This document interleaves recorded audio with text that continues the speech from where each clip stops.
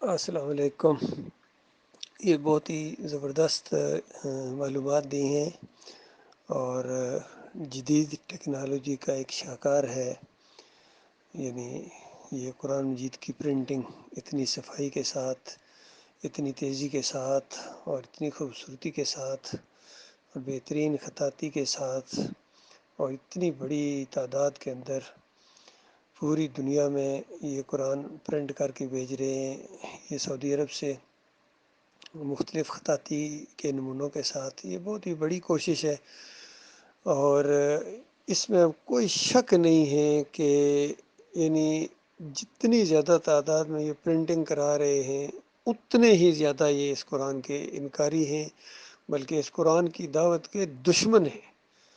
یقین کیجیے، یہاں بحرین میں بھی مساجد میں جانے کا جب موقع ملتا ہے تو بے شمار قرآن جو دائیں بائیں رقص میں رکھے ہوتے ہیں، عقل حیران ہے کہ اتنے زیادہ قرآن مجید ہیں، ان کے ہاتھوں میں بھی ہیں، تلاوت بھی کرتے ہیں، ان کی اپنی زبان میں بھی، ان کو گرامر اور مخرج کی بھی ضرورت نہیں سیکھنے کی، لیکن ان کے عقیدے اس قرآن کے خلاف ہیں، اور گمت کے یہ بجاری ہیں، بادشاہت کے یہ بجاری ہیں، قرآن کی دعوت کی اب ان کو ہوا بھی نہیں لگی ہے۔ یقین کریں، آج بھی اگر مکہ کے اندر یا مدینہ کے اندر آپ اٹھ کے توحید کی دعوت دیں اور شرک کا رد کریں، تو ان کا ریئیکشن اسی طریقے سے ہوگا جس طرح ابو جہل کا تھا، یا عتبہ اور شیبہ یا ابو لہب کا تھا۔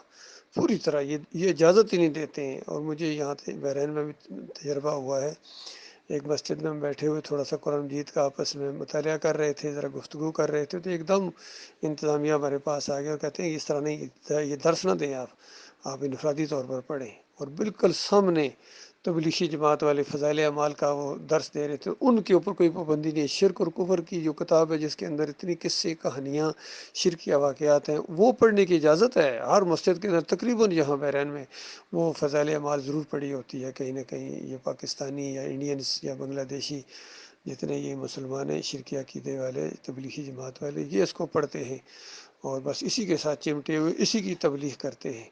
باقی قرآن کی ان کو ہوا بھی نہیں لگی ہے۔ کراچی یونیورسٹی میں ایک دفعہ ظہر کی نماز وہاں پڑھنے کا موقع ملا، تو میں نے دیکھا کہ ایک حلقے میں یہ لوگ اسی فضائل اعمال کا درس دے رہے تھے، اور اس کے بعد دعائیں مانگ رہے تھے، اور جو ان کے امیر تھے وہ ان کو سمجھا رہے تھے کہ دیکھیے، ہم بھی وہی کلمہ پڑھتے ہیں جو صحابہ کرام پڑھتے تھے، ہماری بھی وہی کتاب قرآن، ان کی بھی قبلہ بھی ایک، اللہ بھی ایک، آخری نبی بھی ایک، پھر بھی دیکھو ہم ذلیل و خوار ہیں، اور ان کو اللہ تعالیٰ نے اتنی عزت دی تھی، تو لہٰذا محنت کی ضرورت ہے، وقت لگاؤ، زندگیاں لگاؤ۔ تو میں قریب چلا گیا، میں نے کہا حضرت اگر اجازت دیں تو کچھ عرض کروں؟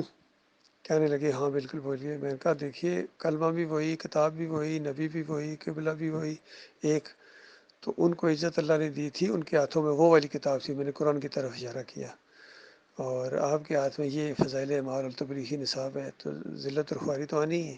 تو ایک دم سارے، حالانکہ بڑے بڑے پروفیسر وہاں بیٹھے ہوئے تھے، ایک دم انہوں نے اس کو ناگوار سمجھا اس بات کو، اور کہنے لگے اس میں بھی تو قرآن و حدیث ہے یا نا؟ میں نے کہا اس میں قرآن و حدیث ہے، لیکن ساتھ ساتھ شرک کے انجیکشن بھی ہیں، کفر و شرک بھی ہے، تو کفر و شرک کو ملا کے جب تبلیغ کرو گے تو اس کے بعد نتیجہ یہی نکلے گا جو نکل رہا ہے۔ بہرحال کوئی مسلک ایسا نہیں ہے جس کے اندر شرک نہ ہو۔ دیوبندی ہوں، بریلوی ہوں، اہل حدیث ہوں، سلفی ہوں، سعودی ہوں، سب کا یہ عقیدہ ہے۔ کہتے ہیں قبر کے اوپر آ کے صلاۃ والسلام پڑھو تو روح واپس آ جاتی ہے، اور نبی علیہ السلام خود سنتے ہیں، جواب دیتے ہیں۔ یہ فتویٰ ہے عبداللہ بن عباس سعودی عرب کے مفتی اعظم کا، اور نبی علیہ السلام نے گنبد بنانے والوں کے اوپر، قبروں پوجنے والوں کے اوپر کتنی سختی کے ساتھ لعنتیں بھیجی ہیں۔